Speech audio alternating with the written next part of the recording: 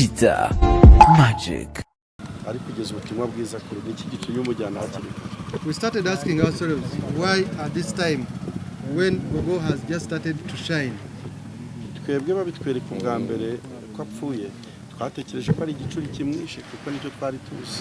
first time they announced Gogo dead, we thought it was eclipse.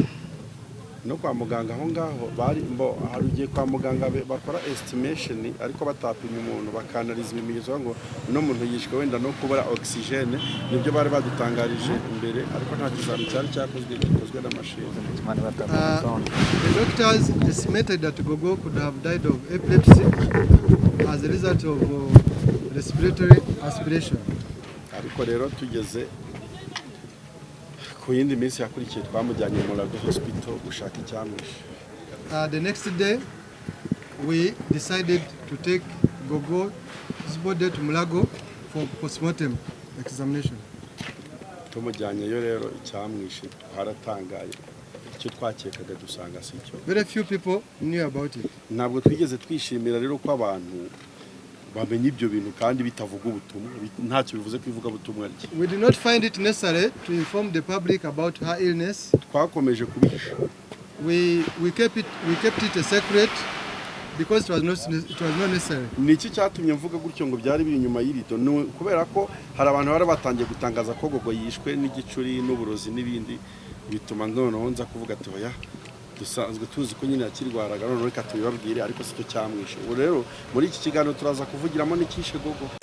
Cheetah Magic.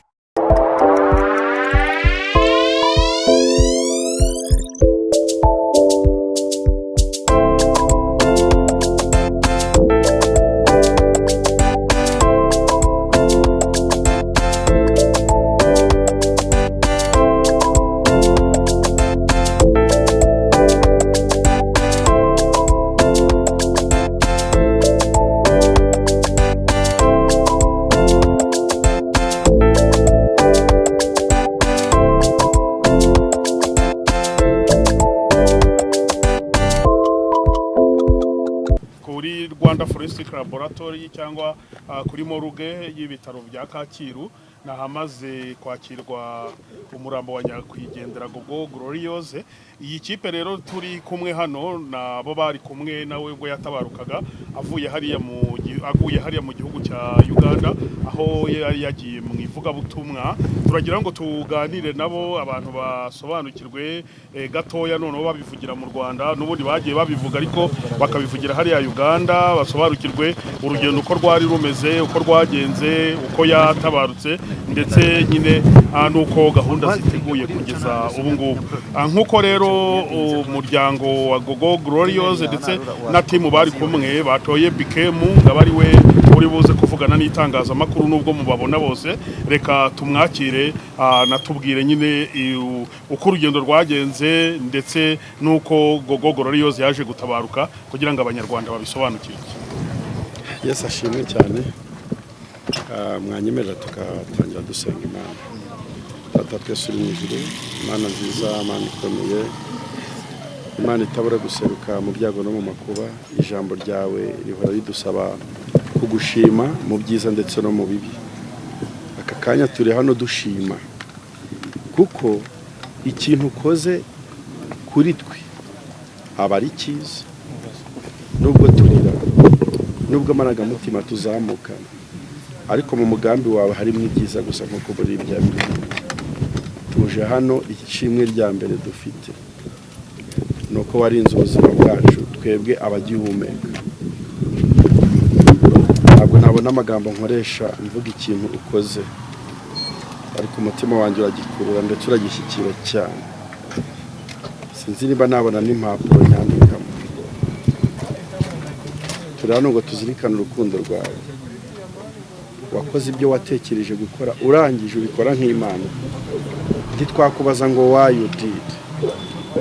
Ntitwakubaza ngo ushimye ko bigenda cya wabihinduye. Uri Imana itavuguruzwa. Ushimye ko wabyemeye. Baraturinze turi muri Uganda. N'urugendo rutari rworoshye numva. N'urugendo rwari ruvunanye. twebwe ba nyirarwo turarwumva turumva n'imvune byadutwaye, ariko icyo dushima ni uko wahagaranye natwe muri byose. Komeza ukore protokole neza y'umugeni wawe, twiteguye kumuherekeza. Ushimwe ko wantoranije ugatorana bagenzi banjye, ngaba ari gushyira umugeni mu biganza agataha ari kumwe natwe uko wabihisemo. Dufashe rero muri aka kanya ibyo tugiye kuvuga n'ibyo tugiye kuganira bibe inkuru nziza iherekezo watashye. Mu izina rya Yesu Kristo tubyambaje urakoze, amen. Turaza kunyihanganira muri iki kiganiro. Ijambo rya mbere ni ryo kubashimira itangazamakuru n'ibindi binyamakuru bishobora kuba biteraniye hano uyu munsi wa none. Njye nitwa Bikemo wa Yesu, nitwa Bikorimana Emmanuel, uzwi nka Bikemo wa Yesu ku mbuga nkoranyambaga. Nyakwigendera Musabyimana Gloriose wamaze gutaha cyangwa se Gogo, muri team management ye ninjye wari uhagarariye itangazamakuru ndetse n'umuziki, ariyo mpamvu ari njye ugiye kuvuga cyangwa se gusobanura iby'inkuru yo gutaha kwa Gogo, dore ko byamaze no kwisobanura, twabivuze kenshi. Ahubwo nyine tugiye kukwenta tuvuge Gogo uyu munsi ari he, Gogo azashyingurwa ryari, hehe. Nicyo kintu tugiye kubasha kugira imbere y'itangazamakuru. Muri iki kiganiro rero ndi kumwe n'uruhande rwa Uganda, twazanye kugira ngo nabakomeze basangiza amakuru, kuko Uganda ni igihugu cyatubaye hafi cyane, aho umugeni wacu yatahiye. Itangazamakuru rya Uganda ryakoze akazi kenshi cyane. So I want you to interpret what I'm saying, because I don't want to text Ugandan people before we do present yourself. My name is Fred Muziki Rukundo. I'm based in Kampala, Uganda. I'm a music promoter and I've been working with several artists, including Butera Knowless. I'm her representative in Uganda. In the same line is how I came to meet several artists from Rwanda who have been coming for performances and other gigs. So it's in the same way that I met Team Gogo, who is left now. So I'm here with them. Naje mbaherekeje. Itangazamakuru ryo mu Rwanda bishimiye kwakira itangazamakuru rya Uganda rihagarariwe na Fred muri aka kanya. Fred, ni karibu mu Rwanda. We are here to welcome Fred. You are most welcome from the Ugandan side. Uyu Fred yatubaye hafi muri Uganda. Fred has been with us in Uganda Hakimara kumenyekana inkuru yo gutaha kwa Gogo. after the sudden news of Gogo. Fred ni promoter w'abahanzi benshi bamaze kumuca imbere, barimo na Butera Knowless. Fred is one of the promoters that have worked with artists, including Knowless. Ibitaramo byinshi byo muri Uganda niwe ubikorana. Rero natwe yaraturebye nka team Gogo adushyira mu maboko, yaradufasha. Fred is a promoter and has been hosting different nights or events, and it is in the same line that we managed to meet Team Gogo. Ubwo rero Fred yatubaye hafi hamwe n'umunyamakuru bita Bruno K. That I managed to be with them at the same time with Bruno K. N'abandi banyamakuru muri Uganda badufashije ntavuze amazina, Imana ibahumugisha. And other artists, he has not mentioned the names. May God bless you. Ibi tubivugiye ku butaka bw'u Rwanda kugira ngo nabo turekonese umusanzu wabo, baradufashije cyane. I'm talking this on the land of Rwanda, and we want to thank you so much, people of Uganda. Reka nze ku nkuru ya Gogo. This is the story of Gogo. Gogo Gloriose ni umuririmbyi waririmbaga indirimbo zo guhimbaza Imana. Gogo Gloriose has been an artist who has been praising God. Umuririmbyi ukomoka mu karere ka Rwamagana mu murenge wa Fumbwe.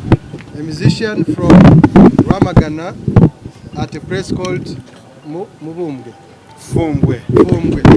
Gogo Gloriose ntabwo yari umuririmbyi gusa, yari na doctor. Mwenge mwite. Gogo has not been just a musician, but I may call her a doctor. kubera iki mwita doctor hari benshi yaruhuye mu mvugo ze. Why do I call her a doctor? There are many people that she managed to heal. hari benshi ahari yarinze kwiyahura. Sorry? hari benshi yarinze gufata ibyemezo biri ku buzima bwabo. There are many people that almost wanted to commit suicide. hari benshi Gogo yatumye bagira icyizere ko nta hantu kure Imana itakura umuntu, nta n'ahandi kure Imana itageza umuntu. There are several people that Gogo gave hope of life.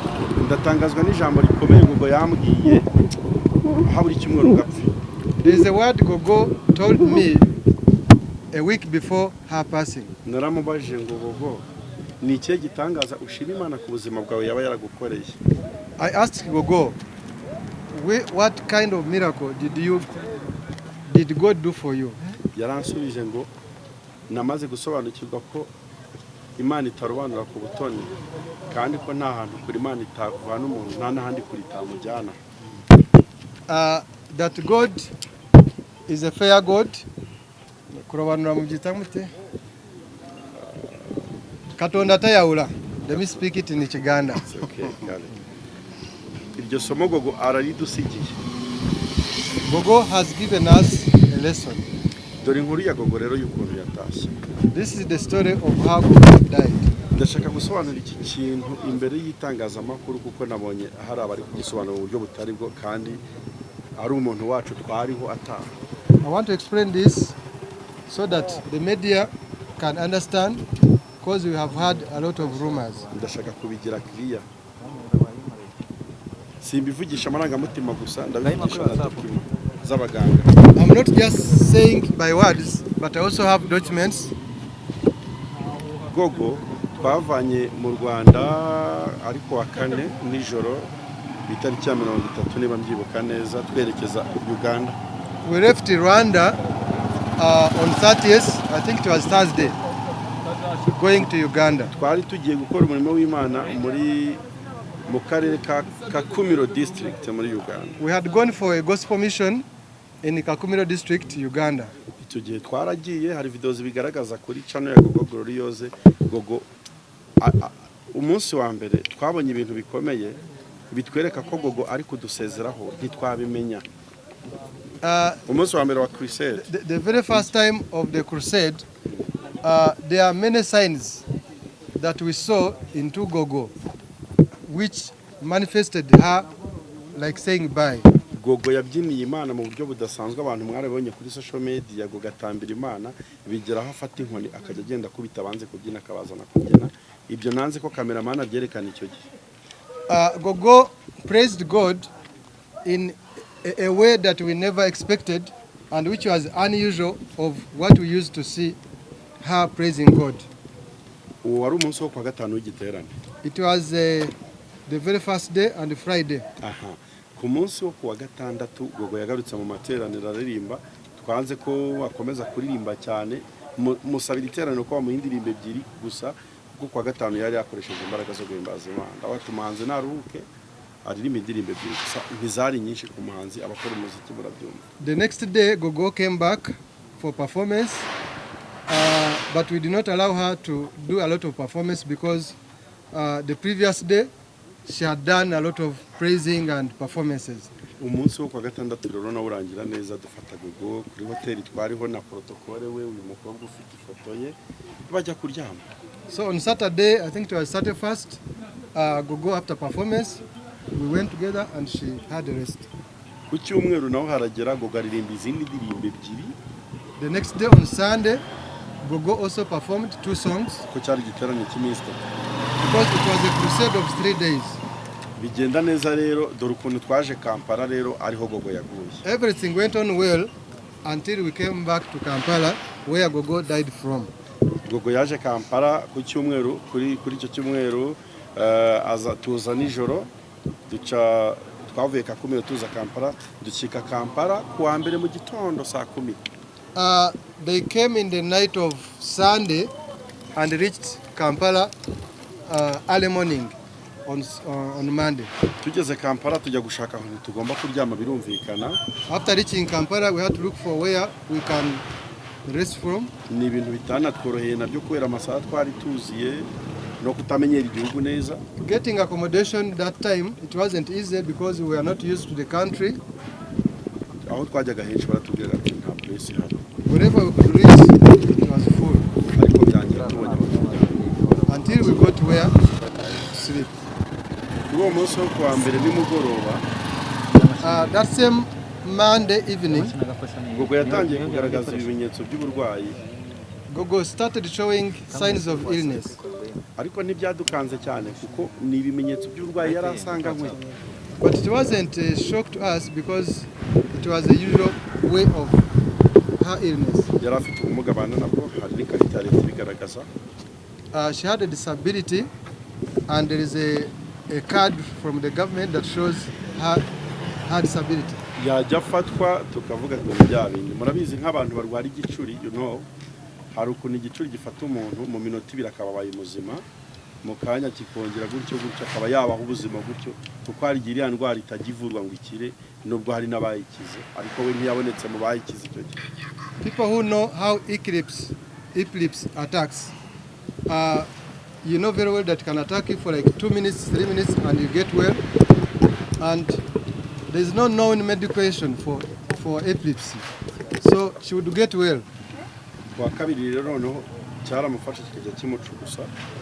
So then the following day, on Tuesday, the kind of epilepsy attacked her and very strong. Nabyo tubona ntibirinze n'ubundi kubyo dusanzwe tubona kuko twe twagendanaga nawe twajyaga tubona byinshi bitandukanye ku by'uburwayi bwe wenda kamera zitabashaga kubona.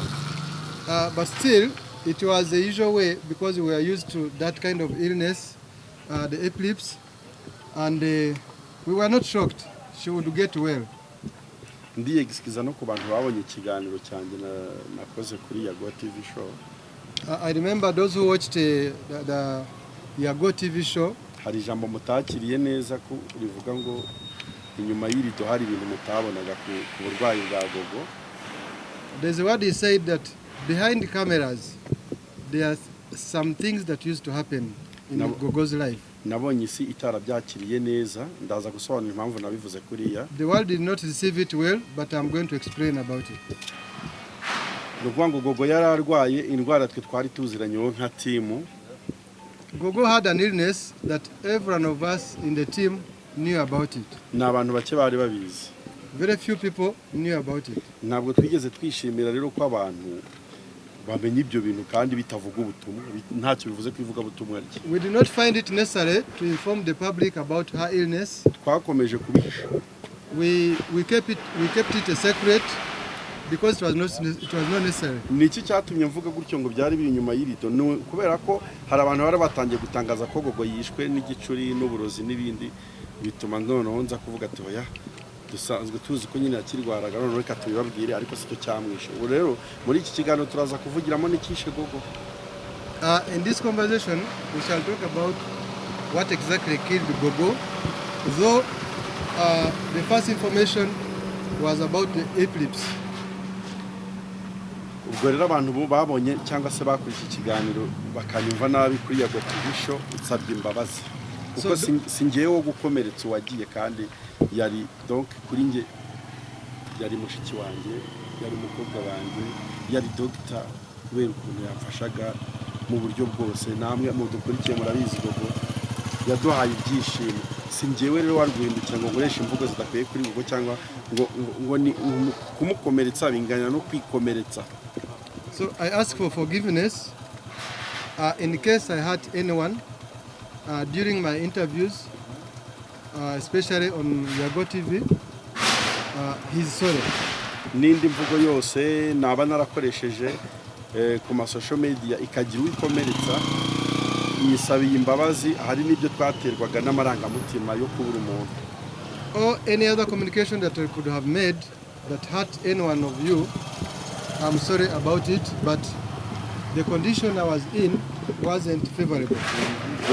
Dore umunsi Gogo yapfuyeho n'icyo yazize. Gogo yapfuye muri icyo cyumweru kwa gatatu.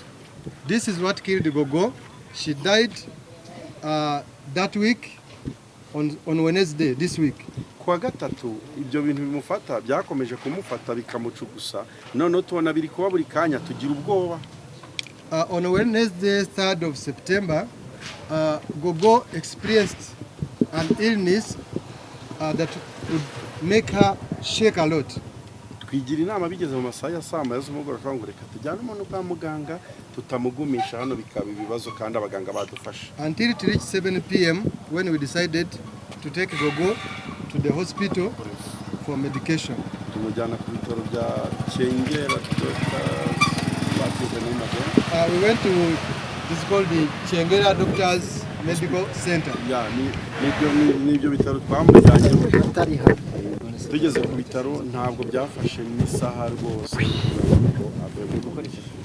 When we took Gogo to the hospital, it didn't even reach an hour that Gogo was pronounced dead. Bitaro biduha amakuru ko Gogo wacu yamaze kwitaba Imana kuwa gatatu saa 3 z'umugoroba. The hospital authorities announced to us that Gogo is dead. Urumvikana n'inkuru ibabaje kandi iteye agahinda. Cha kunyora nnyo. It's so heartbreaking. Iyo nkuru twarayakiriye uriya muri kubona mu matwi yacu twumvise ari injerezi. We had the news but we couldn't believe whether it is really true. Twaratekereje Imana ko Gogo aribwo yaratangiye kujya yakora ari kugeza ubutumwa bwiza kuri iki gice y'umujyana hakiri. We started asking ourselves why at this time when Gogo has just started to shine. Twebwe babitwereka ubwa mbere ko apfuye twatekereje ko ari igicuri kimwishe kuko nicyo twari tuzi. The first time they announced Gogo dead, we thought it was epilepsy.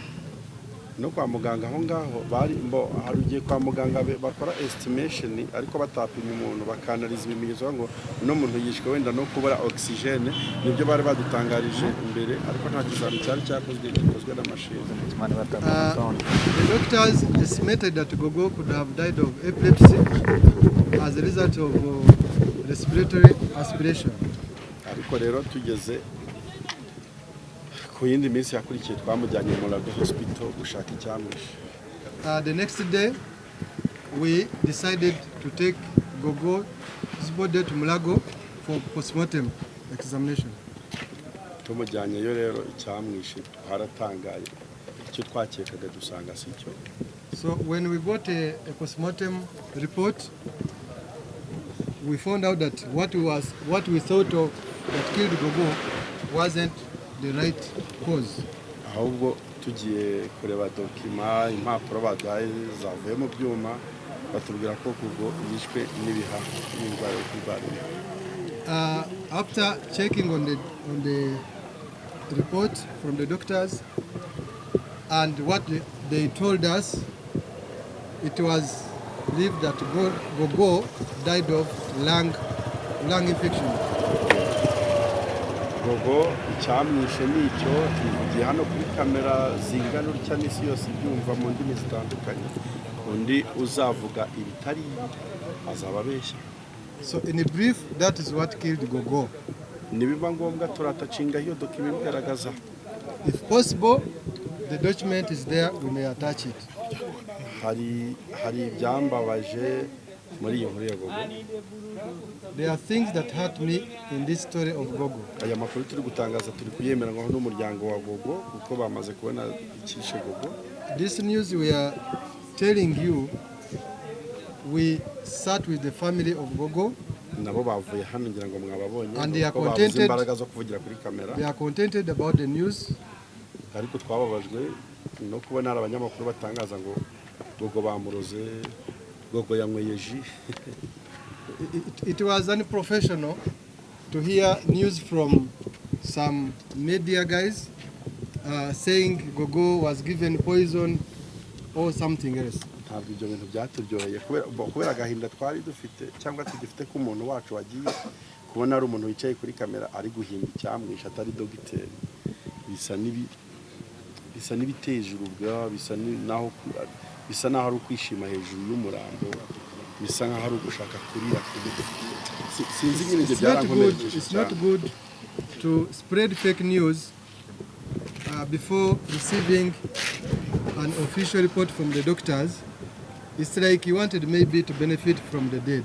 umunyamakuru akoze iyo nkuru rwose akwiye kwikosora. Whoever did that, you did wrong. Ko yakomerekeje umuryango wa Gogo natwe cyane. You're hurting the family of Gogo and the entire community that follows Gogo. Ikishe Gogo ni icyo tuvuze. That's what killed Gogo. Turashima muri iyi nkuru ya Gogo ambasade y'u Rwanda muri Uganda yatubaye hafi cyane ku buryo. In the story of Gogo, we thank the Rwandan embassy in Uganda. Kugira ngo Gogo tujye kumenya n'icyamwishe tumukura mu bitaro yari arimo tumuzana mu bitaro binini nka biriya n'ababyeyi igihugu no umubyeyi n'ambasade. Transferring Gogo from one hospital to the other, that is from Chengera to Mulago Hospital, it was by the help of Rwandan embassy. Ambasade n'ukuri yaradufashije. We thank the embassy of Rwanda. Turabashimiye burya koko igihugu no umubyeyi. Thank you Rwanda, thank you the embassy. Uyu munsi nkuri dushimishije nuko umubiri wa Gogo uri mu Rwanda. We are happy in sorrow that the body is here in Rwanda. Sinzi nimba byari kuryohera abanyarwanda Gogo iyo agishingurwa Uganda.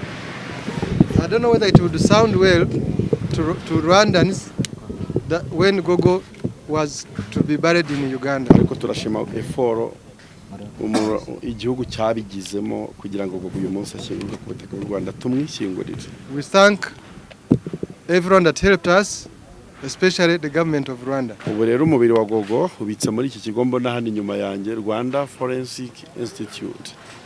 So the body of Gogo has been kept here at Rwanda Forensic Institute. Turi Kacyiru rero Gogo yageze mu Rwanda. That is Kacyiru in Kigali, Rwanda. Sinzi pardon ibijyanye no kumuherekeza bwa nyuma biteganijwe gute bizaba ryari? Reka tuvuge ku kijyanye no guherekeza Gogo na challenges. Gogo Gloriose ni umuntu w'abantu benshi cyane, umuntu uzwi n'abantu benshi cyane. Gogo is a popular person.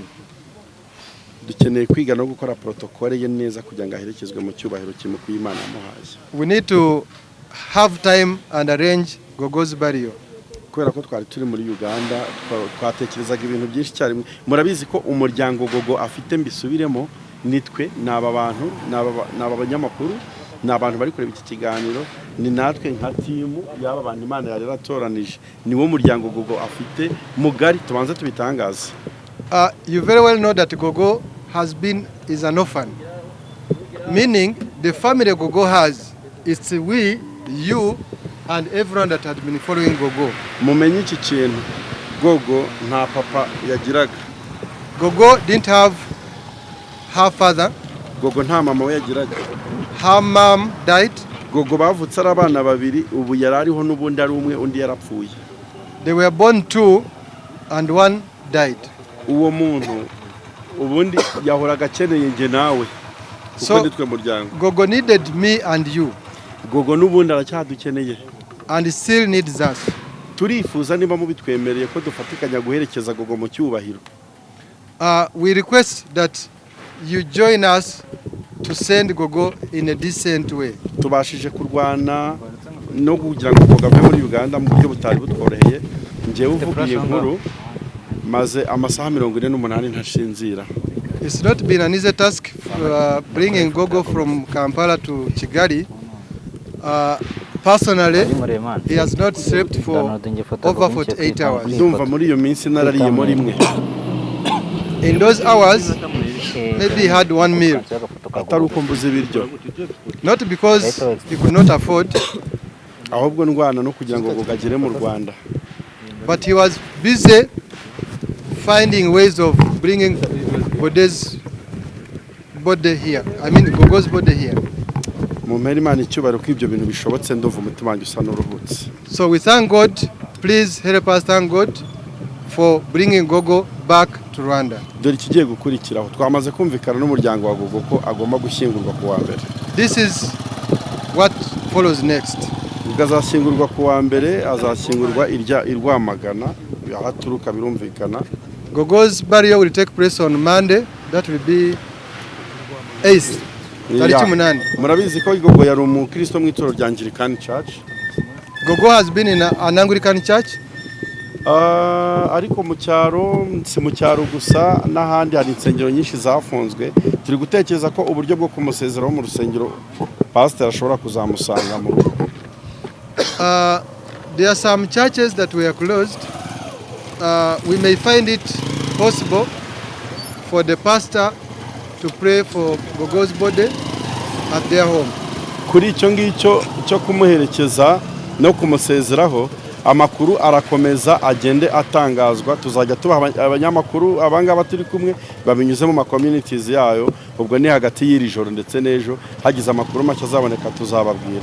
Any new updates we shall be informing you. That is between today and tomorrow before the burial. Abantu bari kutureba iki kiganiro ngira ngo tugikoza ari kuwa gatandatu, ntacyo bitwaye umuryango mugari wa Gogo. Mushimye ko dukora igitaramo kinini ejo ku Cyumweru ni Kigali cyo gusezeraho Gogo. Ni Kigali abantu bamukunda twese tukaza tugashaka sare tukamusezeraho ni Kigali mbere yuko tumujyana mu cyaro kumushyingura. Ibyo bintu muraye mubiremye iri joro byaba mukoresheje ubutunzi bwanyu. His wish, if possible, we could converge here in Kigali and celebrate Gogo's life.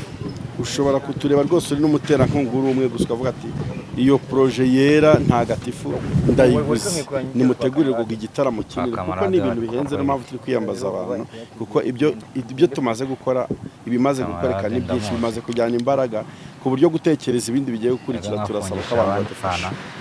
Any sponsor out there, you can even say Gogo's celebrations here in Kigali and the next events. Ngira ngo rero munsi y'iki kiganiro niba nimero twahivugira mu kiganiro simbizi, hari nimero rero abantu bashobora koherezaho inkunga support yo gufasha Gogo ibaruye n'ubundi ku mazina ya Musabyimana Gloriose, kugira ngo uyu murimo wo kumuherekeza urangire neza tuzishime. Hari ikibura byinshi cyane dukemo ko abantu badufasha.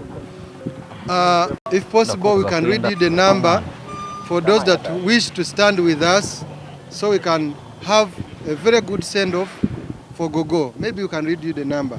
Aho waba uri hose, aho waba uherereye hose ku isi, ni ukuri reka duherekeze umugeni wa Kristo neza mu cyubahiro cye, tubifashijwemo n'Imana, namwe byose byashoboka.